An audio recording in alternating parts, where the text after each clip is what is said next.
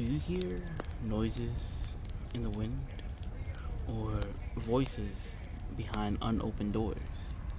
Closing your eyes might help for others, but for you, there's always the After Dark podcast. Welcome back, guys, to episode number, what is it? Number 8? Oh, man. Number 8.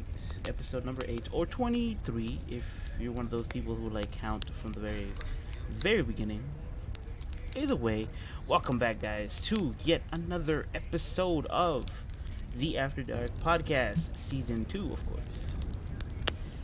Oh man, just thinking about it makes me very, very happy. Very happy. Why? Because, let's go back a little bit. And let's go back a little bit, right? I'm talking about season 1 back. I told you guys how this podcast was an idea that I had a long time ago. I'm talking about probably 3, 4, maybe 5 years ago. But at the time, I wasn't thinking about podcasts. No, I was thinking about being inside your guys' radio. And I was gonna be doing this radio around 12 a.m. going all the way down to 3 a.m. 3 hours on the air, just reading horror stories, and it would always be centered around October. Now, imagine if I would have gone down that path. Imagine if I would have gone down that path, and I would have actually done the radio. I would have been on until 12. Just imagine all the Red Bulls and Monsters I would have to drink just to stay awake. But doing this podcast just made me realize that why haven't I done it sooner? If I would have done it sooner, it would have probably been, we would have been here a long time ago. Pretty much. That's what I'm trying to say. So, with that being said, all the formalities. Oh no, my bad. Hopefully, you guys are having a really good Tuesday. By the way, second day of the week. Hopefully, you guys are having a really good day. Had a really good day, and hopefully, you guys are having a really good evening tonight. I'm enjoying my time with you guys. It saddens me, however, that this is probably the last full week that I'm gonna be with you guys, because next week comes and we're only gonna be on for a couple 2 days, and it crushes me in my blackened little heart that I have. I told myself I'm not gonna cry because we're not gonna cry anyways. We have our tea here. I can't do it because I'm afraid I'm gonna spill everything. Can I do it with my ring? There we go. And we are ready to continue with these horror stories. Nothing beats really, really hot tea at times like this. In front of the bonfire. Just close your eyes. Imagine that we're in front of the bonfire, and we're just having a good time. So yesterday, we were reading some, what's the article called? 13 Spooky Horror... no, these are novels. Oh, well, there it goes. But we were reading some campfire stories from a website. So, we move along from those, and we go to another website called theworldofbuzz.com. Yep, apparently they do have a YouTube channel. So, World of Buzz. If you guys are interested in that kind of stuff, you can go and subscribe to them. But while in the process, subscribe to me too, please. Okay. So, the title of this article goes 4 terrifying ghost stories from Klang Valley that you shouldn't read alone. It's published 16 hours ago. Wow, look at that. On October 23rd, today, 2018, by World of Buzz partner partner content. So, World of Buzz, you are coming in clutch. You know what? Why haven't I seen your stuff? So, first and foremost, let me get this out of the way. Where is Klang Valley? Let me see. Klang Valley. There it is. Klang Valley. It is in Malaysia, which is in the center of Kuala Lumpur, and includes its adjoining cities and towns in the state of Selangor. So that's where we're headed right now. We're heading to Malaysia with their horror stories of Klang Valley. Okay. Now, if you guys been here for long enough, you guys know that my favorite stories, like my favorite horror stories, urban legends as well, and even folklore and fable stories, they all come from the other world. And by other world, I mean, Europe, Asia, because, we see them as, like, a very old continent, right? I guess you can say that. And therefore, they have a lot of, come on, a lot of stories, behind them and stuff like that. Either whether it be tragedy, horror, or romance. So, but since it is the best, spookiest month of the year, we are going to read some horror stories from Klang Valley. So, fortunately for us, we are not reading it alone because we have you guys. Alright? So, if you think ghost only cacao you in kampungs, old roads, and abandoned buildings, then think again. We've completed a few stories of alleged hauntings that happened within Klang Valley that we wholeheartedly advise you not to read alone. Okay. So, the first one is Popo's old wicker chair. Okay, yeah, this is an actual story, but there's a big old advertisement just there we go. So the source is DeviantArt, of course. There's a photo of a transparent little girl, or girl, whatever, and she's sitting in the chair with only one shoe, which is scary because she's on the road. You shouldn't be walking around with no shoes. But the location, a residence area near Subang, okay, and we're gonna just dive into it. After my maternal grandmother passed away last year, I came into possession of a very old wicker chair left by her. It's still in good conditions, and it reminds me of Popo, so I didn't think twice when I took it in. On the second night of the chair being in my living room, I heard a huge thumping sound coming from the far right corner above the living room. It is as if something had dropped in the room upstairs, but the sound didn't stop there. What continued was a loud rolling sound, like a bowling ball being dragged on the floor above me. Then, abruptly, it stopped. At the exact location directly above my head, an overwhelming fear set through my body. I stood up immediately and tried to calm my nerves. Suddenly, I had a sudden urge to turn my gaze onto the Popo's wicker chair, as if my instincts were screaming that there was something there. I still can't get the image of that thing out of my head. It was ducking itself behind Popo's wicker chair, as if there was another being more sinister above us that it's scared of. It was a little black thing with two pinprick eyes and a mouth that looked like it was sewn shut. But its arms, its long dangly arms, are something I could never forget.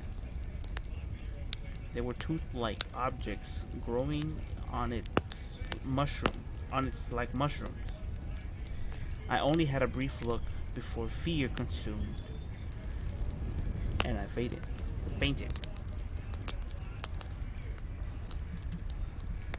Wow. So, of course, your friend, when you see something that you're not used to, right? Like the first thing your body does, it's either the flight or fight syndrome, I guess, symptom, you know, where you see something you don't like, you leave, or you see something and you fight it. You know, hence the term fight or flight. But no one put in a commendation that there would be a third option, just fainting. Wow, I mean, oof, I wouldn't want to get in the middle of that because it's just too much. Too much. The wicker chair. Now, I did say, give the secondhand things a chance, right? Because they're either thrown away or just donated in the thrift store. And if they don't sell, I do believe they do throw them away. Just give them a chance, but give them a chance at your own risk. In other words, because you may never know. Like I always keep telling you at the end of the podcast, you may never know what or who is lurking out in the dark after dark. We've gone to the second story called The Landlord's Strict Instructions. So the photo is Litzverse. It's a bunch of like hands covering the door. Location: an apartment complex in Sri Pedaling. My buddy used to rent a room in an apartment nearby Enda. Parid? His unit had 3 bathrooms, one of which had a built-in wardrobe. A lady rented the room with the wardrobe and was given strict instructions to leave the lights on whenever she sleeps at night by the landlord. What? Okay. Apparently, the landlord has been getting complaints from previous tenants about rat noises or very fast scratching sounds. However, these noises won't appear when the lights were on. The first night, the lady experienced nothing, as she had kept the lights on, just as the landlord asked the second night. However, she went to bed without bothering to flick the light switch under her bed frame. Came dawn, she came frantically knocking to my friend's bedroom, asking him to help her open the wardrobe. She was highly suspicious that there was probably a nest of something, because for the whole night she could hear not just scratching, but violent rattling, vibrating, and long, wet slapping sounds that went from the ground to the top ceiling. Okay. They both went into the room and opened the wardrobe and found nothing. Everything was untouched.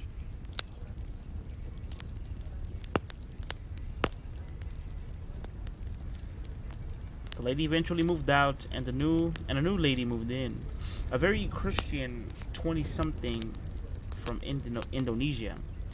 This new flatmate has yet to experience anything, presumably because of the new nightlight she brought in to plug into the wall socket next to her bed. Although, once in a while, she does complain of an odd feeling like someone is watching her in her own room. First and foremost, let me just say this. If the ending to this story would have been the same ending we had for season 1, which, I'll repeat, where I say, always look behind you because you may never know who's watching you from afar. Now, if that, oh my god, my book fell. But if that would have happened, I would have been stoked. Super stoked. But, once in a while she complained of an odd feeling like someone was watching her in her room. Damn. Oh, man.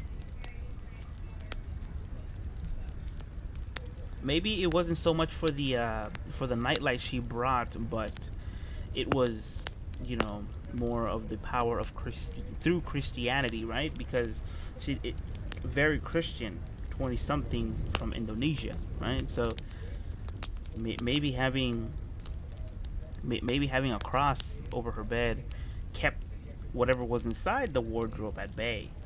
But, it didn't prevent the wardrobe creature to be creepy and pervy. That is very, very pervy. But we move on to the third story on this website called "The Mannequin's Possession." The source of the picture is from someone named Burayakawam to Melaka. I have no idea what that means, but very nice little, well-made mannequins. Yep. Location: a university faculty near Sri Kembangan.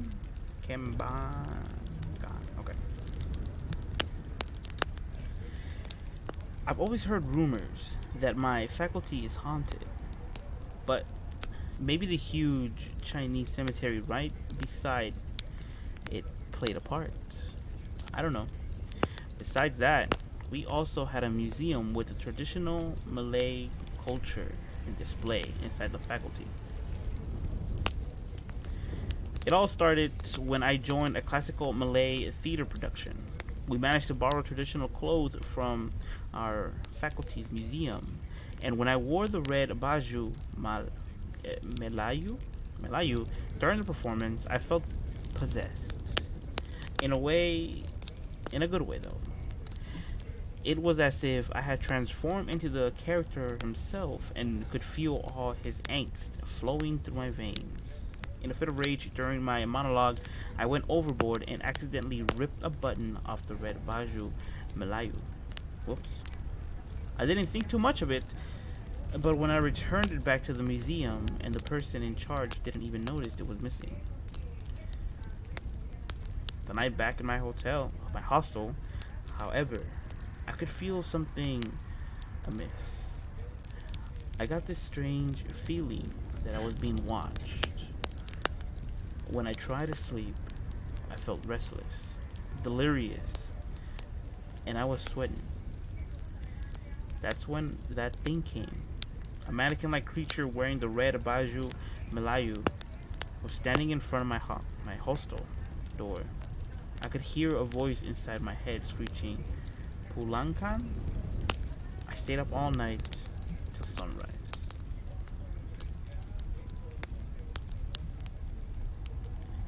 First and foremost, let's see what Pulangkan means. So, Pulangkan. Right? That's what it said. Pulangkan. Okay. Give me 1 second. Forgot the G. Kan. What does this mean? Okay, it's a I don't know. Single. Oh, Jesus Christ. It's in a language I don't understand. I just want to know what it means. Please Google. In English, I guess. Oh, return. Oh, okay. So, Pulangkan means return in Malay. So, pretty much the mannequin was telling him to return the button. I mean, first of all, if you're borrowing something from another world, please do whatever you can to treat it like if it was gold. Because, seriously, that might happen and oof. Final story on this website is called "The Not So Public Transportation." The source of the picture is by someone named Sohoke. I don't know. Location: a university near Bangai. I don't know. Oh, by the way, I do apologize if I am butchering the names of this places and the words, because like I said, I only know so little languages. I only know like 2.5 languages. Okay, so, and unfortunately, Malay isn't one of them.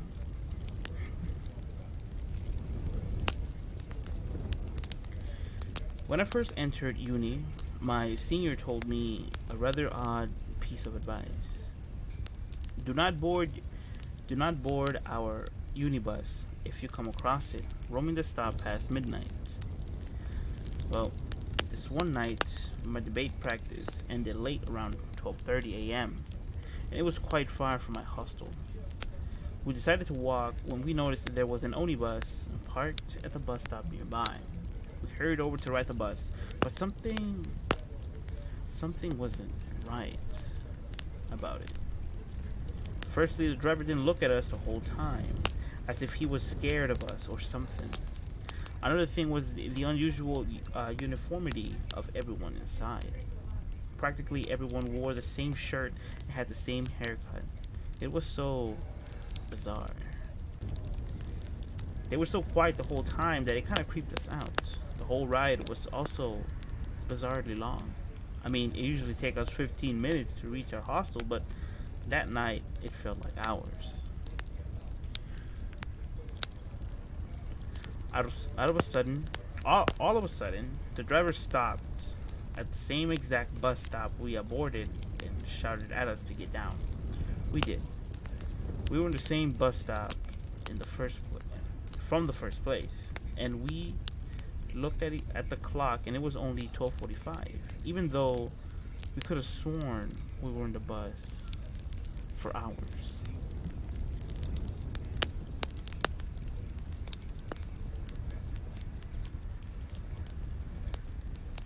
So, people, if you ever go to, I believe, Malaysia, right? And somebody tells you not to get on the Onibus or the Unibus, do not get on the Unibus. Come on.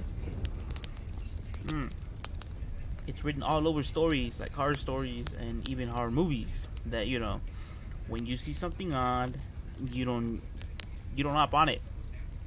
You want to stay the hell away from it. You know what I mean? Jesus Christ.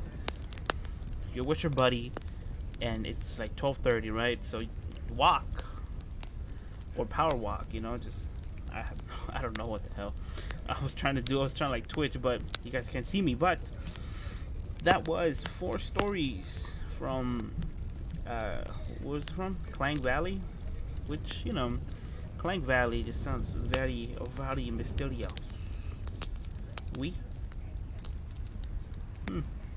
There's a poster here. Oh, okay. So there's a poster here from Malaysia. So if you guys, you know, by any chance you guys are listening to me somewhere over there in Malaysia, Sunway Lagoon, Malaysia is having 7 haunted houses, 1 haunted theater, 4 scare zones, 11 thrill rides, and 3 show stages. Face the fear. Yeah. RM 69 per person with blood bag or devil's horn. Okay, wait, hold up. RM, I don't know how. Hold up, I gotta know now, man. I'm missing out over here in the States. RM 69 price. What? No.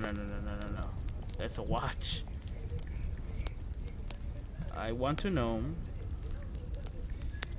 how much is the RM. Wait, is it currency? If it's currency, let me see. Malay. Oh yeah, Malay. Oh, come on. I can't type today. Malay. Yeah. RM. There we go. It's that, but we want to know how much is 69. So 69 Malaysian dollars is $16.58. So for $16.58, it's, you know, per person, you get either a blood bag or devil's horn. Why a blood bag? I mean, okay, you know what? I got a concept, you know. If it's a blood bag, you know, at least put some like red Kool-Aid in there or something, you know, make it look authentic. But yes, Nights of Fright 6, Festival of Fear at Sunway Lagoon, Malaysia. Created and produced by Linton V. Harris and Sunway Lagoon. Every Friday and Sunday, 28th of September through the 31st of October. What? Yo, dude, over here in the States, like as soon as autumn hits in, everybody's putting up their goddamn Christmas lights, and Malaysia's having it so good. Oh. Malaysia, why you gotta be so cool? From 7:30 p.m. all the way through 11:30 p.m. I do apologize for that voice crack. Oh boy, 7:30, so it's like 3 hours, dude. Strictly for 12 years and above. You know, if you're 11, I'm sorry. If you're, you're too young. Don't miss your chance to experience the scariest Halloween event in Malaysia at the final weekend of Sunway. Well, yeah, this is the final weekend of this event, and of course, it's the final weekend for us too. So, oh man, I mean, if I had the money, maybe I would have gone to Malaysia and experienced the 7 haunted houses, 1 haunted theater, 4 scare zones, and 11 thrill rides, and 3 show stages. Huh. I mean, they're a huge fan of Ghostface. I see this. And who's that supposed to be in the back? Leatherface? I don't know who these two are, and I don't know who that is. And this big fool with horns, he looks scary. But, wow, this is interesting. You think ghosts only stay in? I don't know what that is. But, Malaysian horror stories are pretty interesting. I like them. Or we're too tame for your liking, such a brave, so you are. Oh, they even have a. So yeah, if you guys, I think I might subscribe to these guys. Just that their website is kind of off. But thank you, World of Buzz, for entertaining me with and entertaining us with very ghost stories of this place, of the Malaysian place of Klang Village, I believe. Okay, so let's go to another website, the Uni Days. Wait a minute, is this a Malaysia thing too?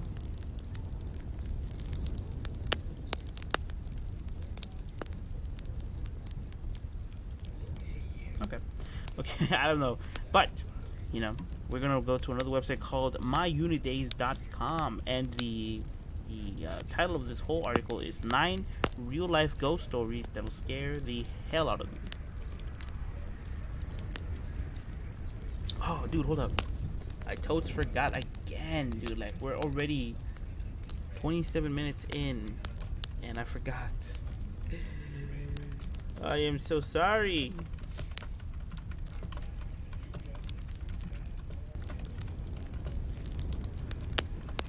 Episode 8. Boom. I do apologize for that. My negligence or whatever kicks in every now and again, and I do forget a lot of things, so I do apologize for that. Please do forgive me. But this article was brought to us by Sarah, and it was 2 weeks ago, so here we go. Ice cream, we all scream. Ice cream, we scream, we all scream. Okay, we at Unidays love a good scary story. So when we asked around to see if we knew anyone with real life spooky experience, we were disappointed one bit. Wait, we weren't disappointed one bit. Enjoy our collections of ghost stories that, if you're brave enough to read. Wait, we are brave enough, right? I think we are. Okay.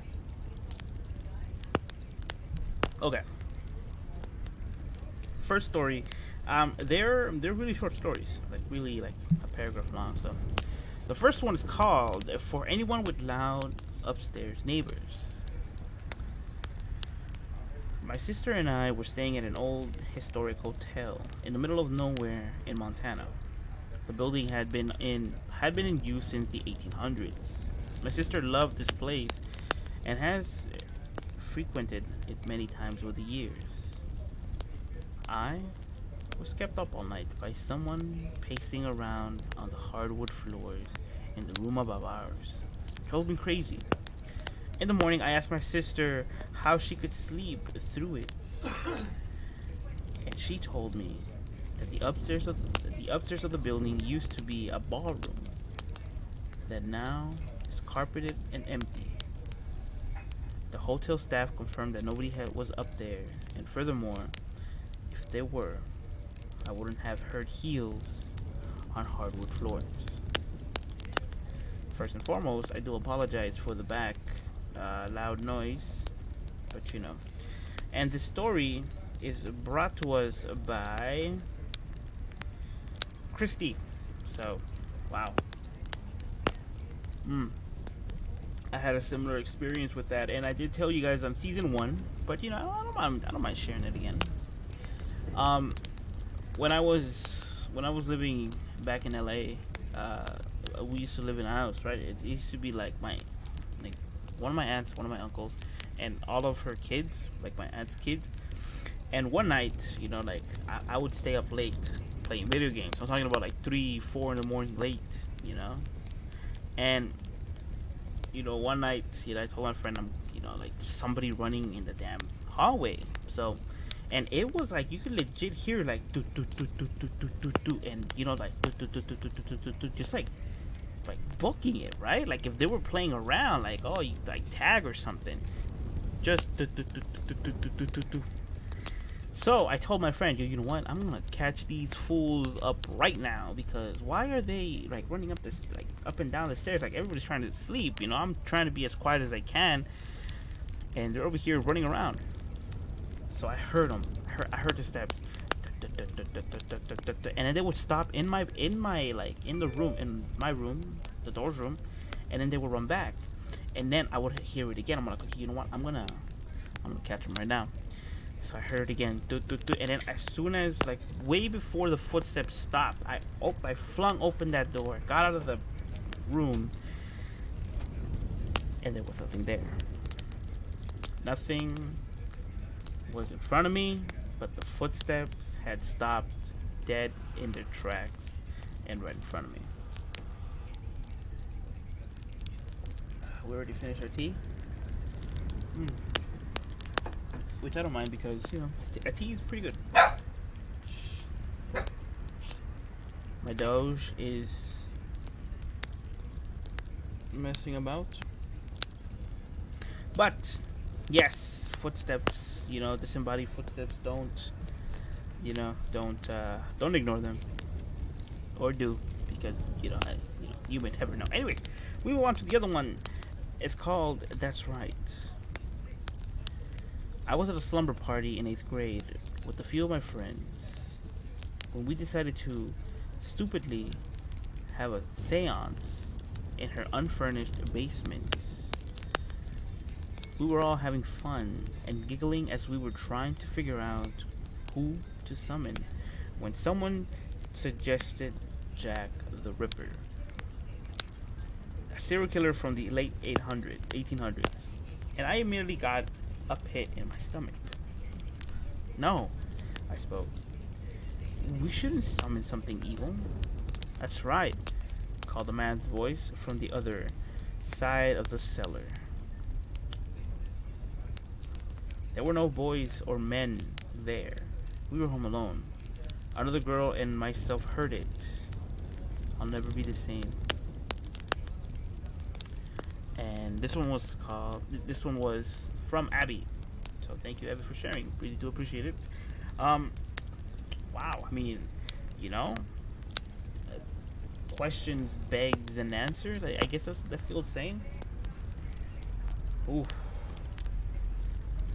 I mean, way before you would sit down to play your Ouija board, and all of a sudden you hear, "Oh, that's right, dude." Nope. Yep. First of all, I would have just get out of there. First of all, I would have Houdini'd my way out. Like everybody, like all my friends, would turn around to where the voice comes from, and they're gonna turn to me, and they'll be like, "Yo, where did Shiaki go?" "Yeah, I'm out, dude. You didn't even see me, dude. I'll ninja vanish, dude. I'll bust out a damn Naruto smoke pellet and just throw it on the floor, and I'm gone." Woo. Disembodied voices are real, and sometimes they're good and sometimes they're bad. And apparently, this one was on the good side. So, we move on to the other story called Demon in the Dark. Should be interesting.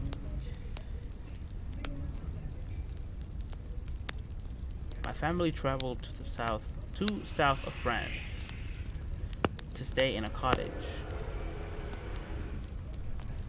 Do apologize for that. Like I said, I can't control the outside noise. The other cars, let them do their car things. Okay, so my family traveled to the south of France to stay in a cottage owned by someone my dad worked with. The owner visited occasionally, but that summer it was free, and we had 10 days booked in there. After a long 2 days on the road, we drove down a steep driveway towards the secluded mill cottage, where the tower wheel sat static alongside the stone house. There was a deep cellar with stone stairs. Down under the wheel, next to the house, and a small river cycled the place. We went into the house and chose the rooms, but being set down on a small copse, the house was draft and cold from the lack of use. We settled in and turned on all the heatings on, yet the house remained cold and damp and felt damped. The first night we had to set a fire in the living room and listen to a couple of audiobooks before my sister and I went to sleep. My parents stayed up a little longer, then went to bed. Around midnight, they both woke up at exactly the same time, and the door of their bedrooms was opening slowly. At first, they thought it was my sister, until they saw a large, dark silhouette of a man framed on the doorway, standing stock still, just looking in their direction, as if appraising them. After the short period, the shape turned and started to move, as if satisfied, and disappeared. They looked at each other but didn't speak, and both went back to sleep. The next morning, the house felt warm and dry, and sunlight was back through the windows, as if something had lifted and accepted them. They spoke the next day and both agreed that although they were skeptic, they couldn't have been anything other than something supernatural on their doorway, deciding their worth. And this story was brought to us by Dave. So thank you, Dave. Wow. I mean, people tend to judge, and they tend to judge sooner, like way sooner than later, because they just okay, we as humans just tend to judge as soon as we see, right? And I guess this thing, judged, but judge right? I mean, I don't know.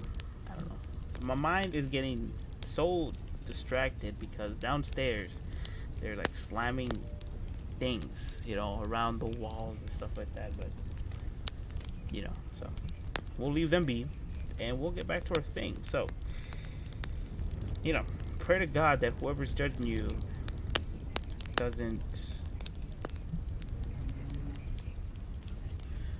come out and get you. That's what I'm trying to say.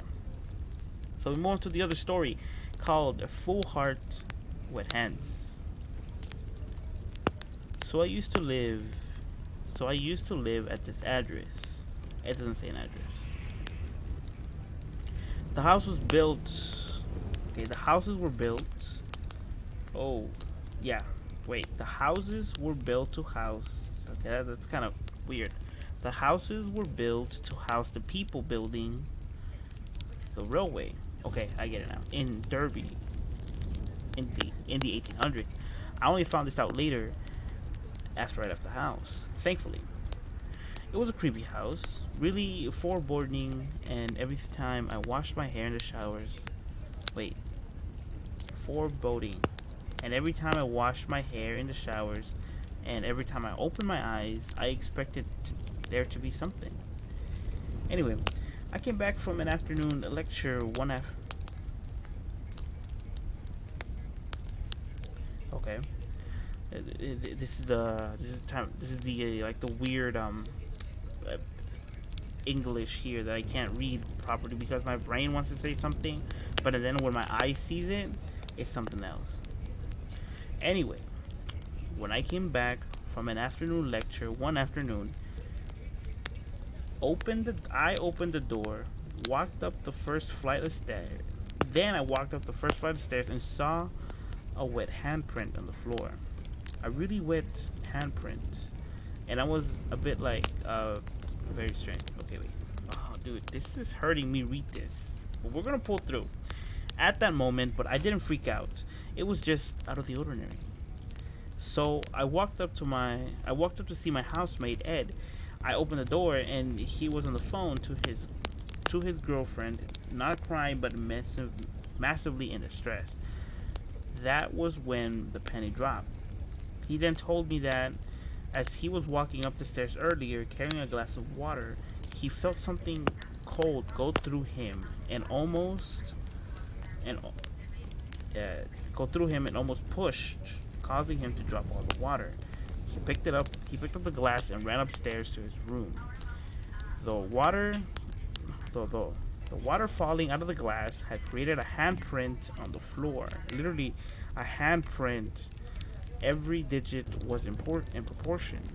I did freak out at that moment as I put two and two together. I told everyone to get out of the house, which we did, but then sheepishly returned after a FIFA session around another friend's house. What? It was genuinely terrifying. Might not sound it, but it was. Ha ha ha. And all true. If someone offered me $50 to go back to and spend the night there myself, despite the fact I lived there and for hold up. I wouldn't go back to sleep there. That's what he's trying to say. There was something there that didn't want to, 6 college guys there. Unfortunately, I don't have a photo of the handprint.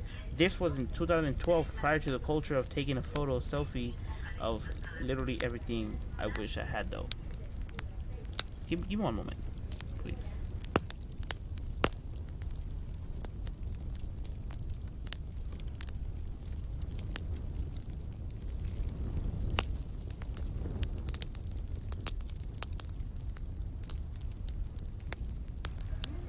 Okay, so I didn't understand what it said because the broken English was everywhere, and my mom had a YouTube video in the back that was distracting me from reading it. So I do apologize if I did read choppy, but so what I got from everything was that this dude was in college, and whatever was there didn't want them to be there.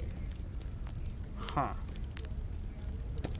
Okay, thank you, Alex, for that very weird, constructive story. But we'll move on.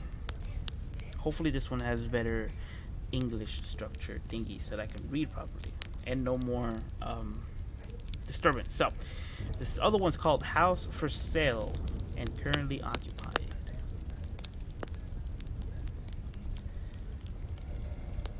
When I was a kid, we lived in a haunted house. Strange things happen all the time. For example, my dad and I were alone in the kitchen one day making a snack. We put a plate out on the kitchen counter and walked away to the fridge. We got what we wanted out of the fridge, turned around and walked back to the counter, and the plate flew off the kitchen counter and broke on the floor. My dad tried to calm me by saying the plate must have been blown off the counter. But let's face it, the plate wasn't near the edge of the counter, and there was no windows or doors open. No one else was in the home. I also woke up to an old lady standing by my bed on more than one occasion. I told myself I was dreaming. This part might be dark, but here's the rest of the story. Years later, I looked up the address and found out that an old couple lived there for many years, right before we moved in. Apparently the house was broken into, and the old woman was raped and murdered. The old man sold the house and moved. We were the first occupants since the incident. We only lived there for about a year. My parents swear we moved so quickly because we got a better deal on another house nearby, but we knew it was because the house was haunted, and the priest they brought in to bless the place told them we should move. No joke. Christy, thank you for sharing this story. Now, wow, I mean, I don't know, because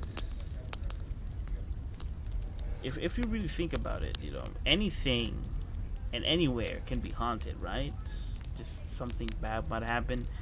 Maybe an accident happened, and all of a sudden the spirit is restless because that particular thing happened. But that's why every time you move into a new house or an apartment, don't be afraid to go grab some holy water and bless the house. Say a couple prayers, and hope everything is right. The next story is called Theater I Hardly Knew Her. What? Theater I Hardly Knew Her. In college, I was part of a drama club, and we used a 100-plus-year-old opera house downtown, Biddeford, ME, Missouri? I don't know. As our theater. So, I was there alone, doing work on the set of our next show. And of course, being in a theater alone is creepy as it gets anyways. This theater was old enough to have the wooden walkway above the stage that went from one side to the other. As I am painting, I could have sworn I heard someone run across them multiple times. I tried to block it out of my head, but it was nearly impossible. Just as I am about to finish, I hear something fall from above the stage. Even though I couldn't find anything, it convinced me enough that I was done for the day. Apparently, there's a story of a ghost of an opera singer that died there on Halloween. Before that, I never believed in ghosts. And this was shared by Mike. So, thank you, Mike. Well, first of all, the very scary thing about this whole article is that, the way it's written is really bad. Because the sentences are not constructed very well, but and secondly, like theaters to me are like hospitals, right? Because it's inedible. It's inedible. Oh, okay. It's inedible because it's always gonna have to be something scary in there. Hospitals, you have people dying, whether it be illnesses or just didn't make it. So hospitals are filled to the brim with ghosts. Same thing with theaters. Something bad happened in there. An actor fell down from the stage, broke his or her neck, or a bag just fell from the ceiling and crashed straight down to it, or the drapes actually do weigh a ton. So who knows? Everywhere can be full of disaster, pretty much haunted. So, by the way, it's about the time I tell you guys, if you guys are listening to my podcast and you're in your car, I do hope that the car is off. 1, 2, I do hope it's parked at the very least, and you're not driving while listening to my podcast. If you're listening to my podcast while driving, just put me on speaker and set me aside, or hook me up to the aux cable so you can hear my beautiful voice all around the 4 corners of your car, because it's a problem, guys. Like, don't do it. The month is about to end, and I'm not gonna stop saying it. I keep seeing people just playing on their phones, like, oh, dude, today, I'm not even kidding. I went down to some store, right? and this lady, she had both hands, okay, both hands and both eyes glued to her phone, dude. Come on. No, don't do that, please. I think it was on Sunday. My dad got into an accident. That my dad, his girlfriend's uh sister, and her sister's boyfriend or husband. Um, well, actually, you know what? It's my dad's. My dad is not her. She's not my dad's girlfriend. It's more of her wife now, his wife now.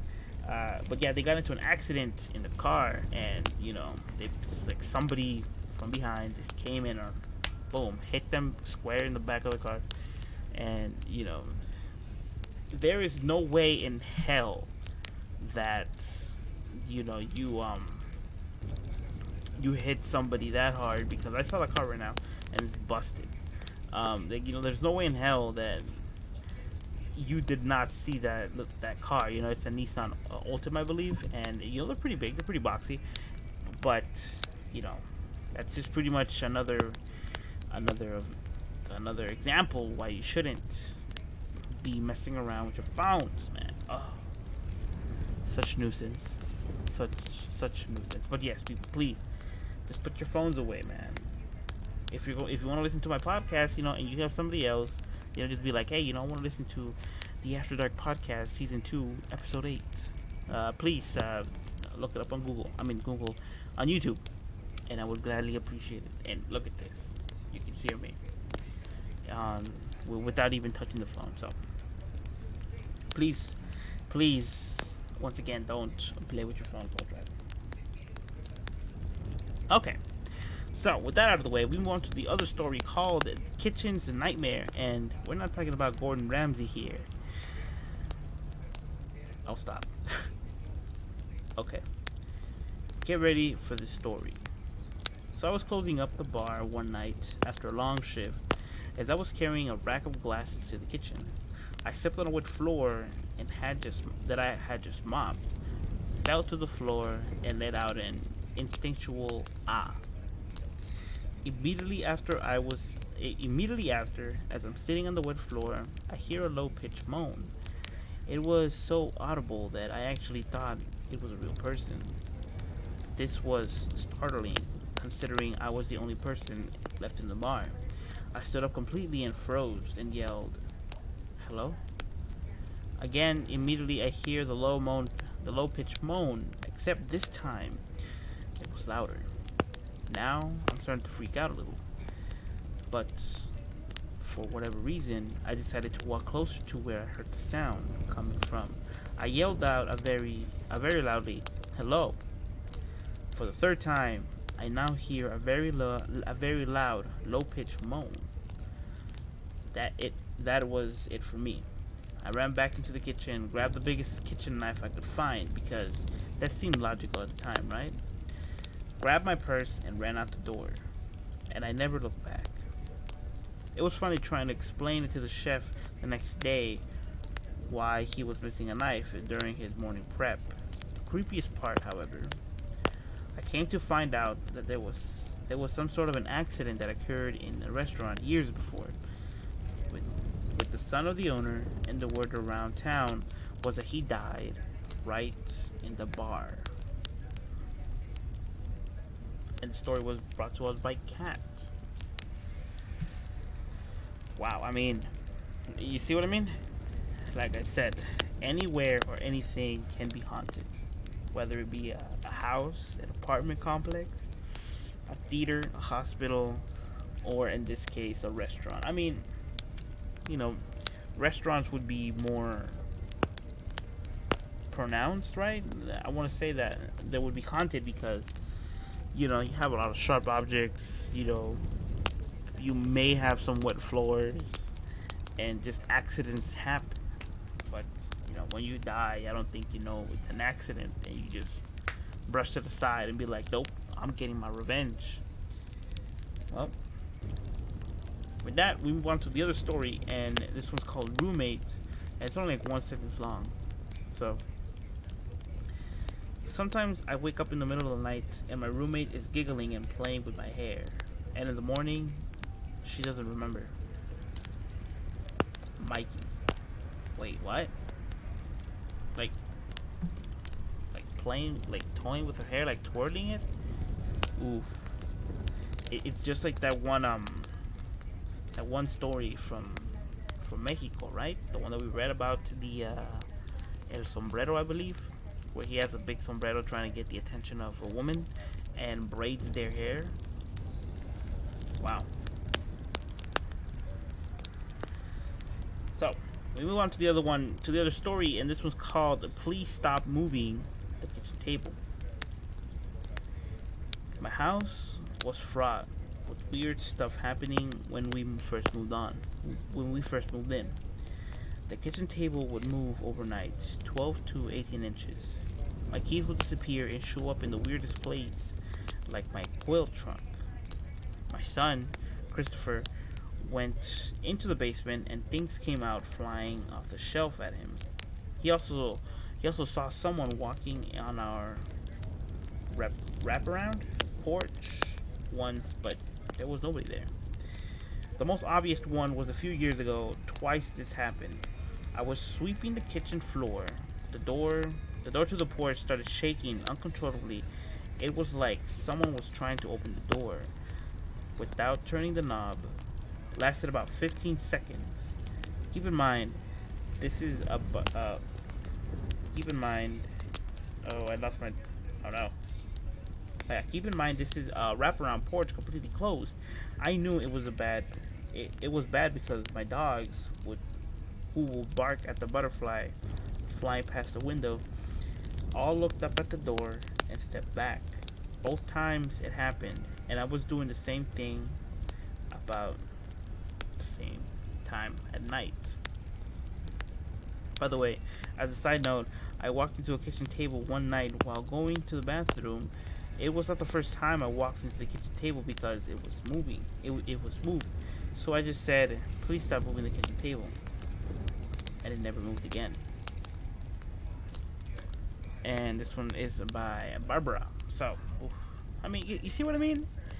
Ghosts can be polite too. I mean, you just gotta say polite things. Say, "Hey, can you please knock it off?" I would appreciate that. You know, maybe the ghost will be like, "Oh, Jesus Christ! Wait, hold up, yeah, we're messing up. Hold up, sorry about that." But who knows? And the last story in this website's called "Orb You Glad I Said Banana." What? Okay. I have a photo of ghosts from the Queen Mary in Long Beach, California. The ship is notoriously haunted. Sometimes something about a collision with the Russian submarine in World War I or World War II. I went there in junior high with some friends, and we found an old ballroom that had weird vibes. We were dancing around and playing in there.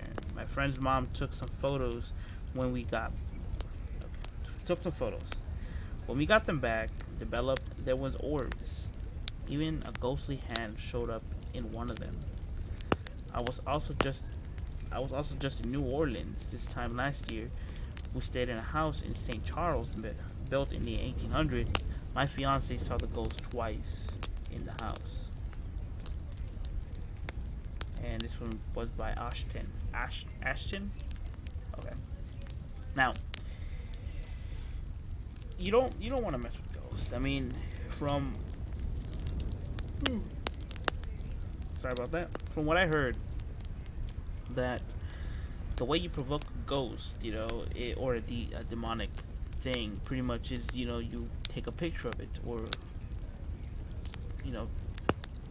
take a video of it, and it pretty much shows up in there. So you're pretty much giving it more power, right? Like, quote unquote, more power to reveal itself.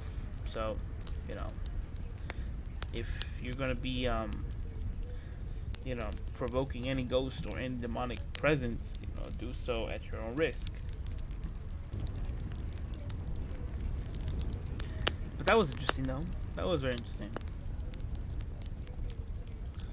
And yeah, I mean, with all these stories that we just read, it just pretty much means that anywhere, at any given time, there's always going to be something or someone just waiting for you in the dark. Alright, so we're gonna go back to the websites, our favorite website for this whole month, scary4kids.com. And we are going to be reading another one. Another of the scary stories to tell in the dark, and this will be the last story. I mean, I can read two. I can read two. Oh, you know what? Let me see. Hold up. Did we read this one already? Yes. So, oh, look at that. So it's actually a true story. The story that we read yesterday about sounds. It's a true ghost story about a haunted house in Mobile, Alabama, called the Madison Mansion. Three men who try to stay the night at the old place hear terrifying noises and see something that chills them to the bone. A version of the story appears in both the scary stories in the dark. Look at that. So they were real. That's a real story. So we move on to the other story in this website called The Cargo Ship. So, supernatural accident that happened on board ships. Okay. Years ago, I signed up as an ordinary seaman on a cargo ship traveling to England. On this particular voyage, the crew were a tolerable bunch, all except for one hard-looking character named McLaren. He was a fair seaman, but there was something about the cut of that fellow's jib that I just didn't trust. He didn't get along with the others, and they didn't get along with him. Even at meal times, he wouldn't associate with the rest of us. He would just wolf down his food like a dog, then got up and left without a word. He was very secretive, kept mostly to himself, and always acted in an aggressive manner. There were a couple of times when I caught him giving me dirty looks, as if he was just itching for a chance to knife me in my back. One dreary afternoon, while we were all trying to work, a thick fog set in on us, and it was a black, dripping fog, and you could hardly see the length of the vessel. It soaked up all the lights to the point where we didn't have any lights at all. The sea was dead calm, and there wasn't so much of a breath of wind in the air. The ship was rolling slowly along as the captain steered its course. The deck of the cargo was silent, and no man said a word. Then, all at once, there was a mighty whack. Something hit the deck, and the force of it all almost jarred the entire ship and landed with a thump right in front of McLaren. He let a screech out of him that would turn the blood cold in your veins. The second mate started yelling that somebody had fallen from the loft, and the captain fetched a lantern from his cabin so we could see who it was. McLaren had fallen over the heel in a dead faint, his arms hanging limp and swinging back and forth with the motion of the ship. By the light of the lantern, we could see someone or something laying out there in the deck, just in front of the wheel. Whatever it was dressed in oilskins, and there was a big pool of blood dribbling out from underneath it. Every one of us was afraid to approach it, and we all knew nobody was supposed to be up in the crow's nest. So none of us could explain how a body ended up falling and landing on the deck. Eventually, some of the crew mustered the courage to turn over the corpse and took a good look at his face. Peering over their shoulders, I saw it was a big, ugly man, but I didn't recognize him at all. In fact, there wasn't a soul on board that knew who he was or what he was doing up there. When McLaren recovered from his faint, we tried to question him about it, but all he could do was jabber away incoherently and keep rolling those big, wild-looking eyes of his. Seamen were all suspicious. Seamen are a suspicious bunch at the best times, and everyone on board was getting more and more frightened. They all wanted to have the they all wanted to have the body overboard as quickly as they could. There was something weird about it. Something definitely not quite right.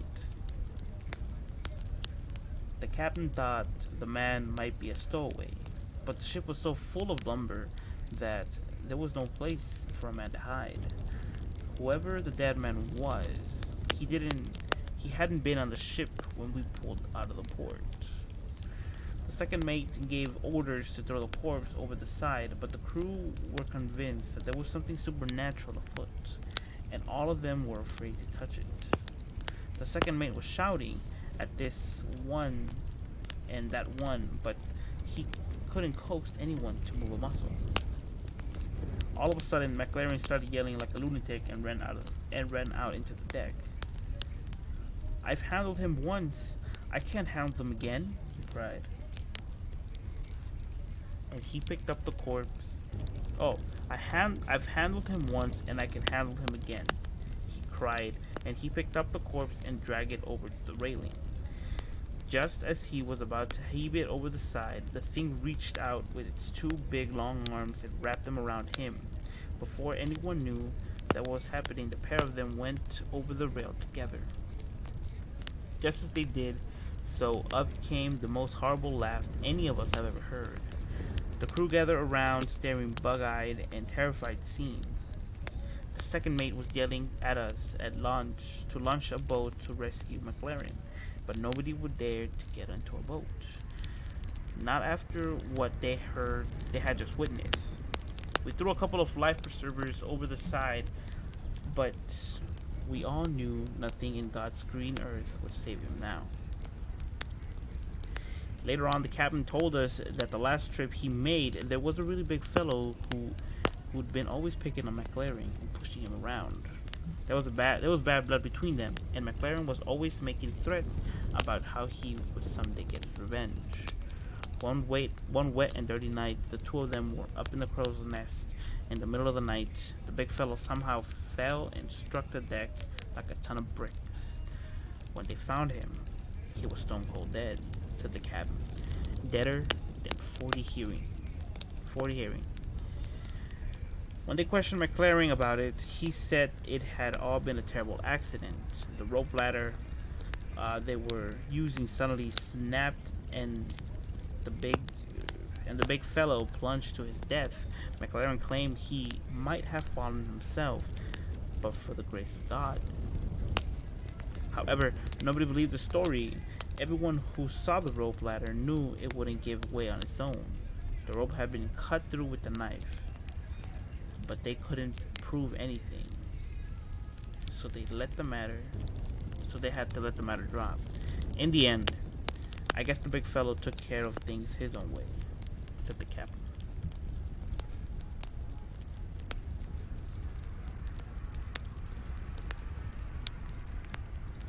That was interesting. Yeah. That was very interesting. Very,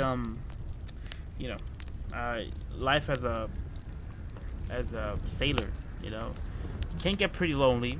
And from time to time, there's going to be a lot of complications. I myself am not a sailor, nor do I want to be one. But, I give full respect to them because, come on, being out in the sea for so long and just trying to muster the courage and try not to kill each other just because you don't like somebody, it's pretty good, in the end, don't you guys all just become friends? So who knows? And with that story, cargo ship will be the last for tonight because we still have a couple more days until the After Dark podcast ends, so we do want to save him for later. Thank you guys for watching or hearing. I really do appreciate it. It really does mean a lot to me. If you guys want to follow me on Twitter, you can do so. There is a link in the description right now. Everything is just right there. Oh man, it's so great. I like Streamlabs. It does help me. It does help me a lot. So, if you guys want to follow me on Twitter, you can do so. There is a link in the description already. Yeah, we can chat, send memes, pictures, send. If you guys have any horror stories that you guys want to share, please do share them to me over on my Twitter with the hashtag The After Dark Podcast S2 for season 2, or hashtag TADPS2. Once again, it's hashtag The After Dark Podcast or hashtag TADPS2, and I will read them and give full credit to whoever give them to me. Because we want to be as legit as we can, right? So if you guys want to follow me on Instagram as well, you can do so too. There is also a link in the description below. I am an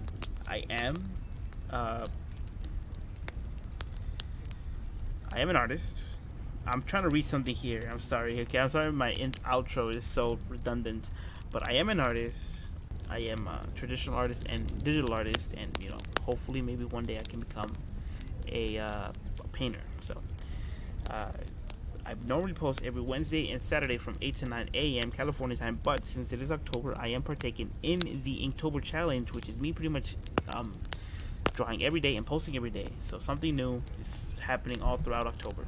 And if you guys want to see my work, if you guys want to see the 23 drawings that I have done so far for this month, it's right there on my Instagram page. So, and like I said, we are right now at 230, which is kind of scary. Okay, first of all, you guys are amazing. You guys are amazing. I do love you guys so much for that. 230, a little bit over 230 followers right now. And like I said, if we do hit the 250, but legit 250, because let's say we hit 250 and the next, an hour later we go back down to 247. Come on. That's not how it works. So legit 250 followers on Instagram, and I'll do a live stream of me drawing, and I'll go to a random generator thing and just see what we can draw, and I'll post the whole thing, whether it be on Instagram or on YouTube, because I don't know how long Instagram would allow me to live stream, but I guess YouTube will be the best bet. So I'll set up and live stream on YouTube. So every 50 followers, so I'm talking about 250 right now, and then 300 we're gonna have another live stream, and then 350, and then 400, 450, and so on and so forth. So and like that. So, and also, if you guys do want to subscribe to my channel and see more of the After Dark podcast or hear of it, please do so. It'll show me that you guys do like my content. I'm trying my best. This is the first time doing it. Like I said, if I would have done this a long time ago, I would have had more experience on doing this, but this is my first time doing it, so I do apologize, and give me a chance.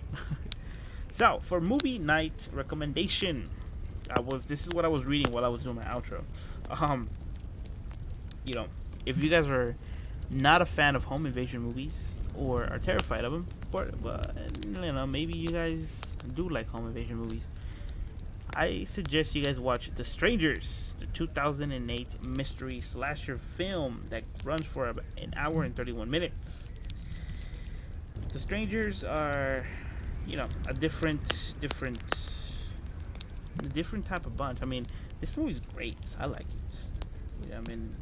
It plays with your psyche, it's three strangers, and the accident that happened in the movie, I don't want to reveal it. So The Strangers is a 2008 American horror film written and directed by Brian Bertino, produced by Doug Davison, Roy Lee, Nathan Kahane, written by Brian Bertino as well. So let me see. Release date was on May 30, 2008. Running time of 85 minutes. The theatrical version and the unrated version runs for 91 minutes, so a couple minutes longer. And it's in English, of course. So if you guys want to do go and see this movie right now. I do believe it's on Netflix. It's a pretty good movie. It's a pretty good movie. You guys should watch it. But that being said, guys, thank you guys for watching or hearing. I keep messing that up. But thank you guys. I really do appreciate it either way. You guys are the best. Please do consider in subscribing to your boy. You know, I mean, it gives me hope for the future. And on that note, make sure to always bring a flashlight. Never walk alone on an empty street. And always, I mean always, double check your surroundings. Because you may never know who or what can be lurking after dark. Peace out, everybody. Have a great and safe night.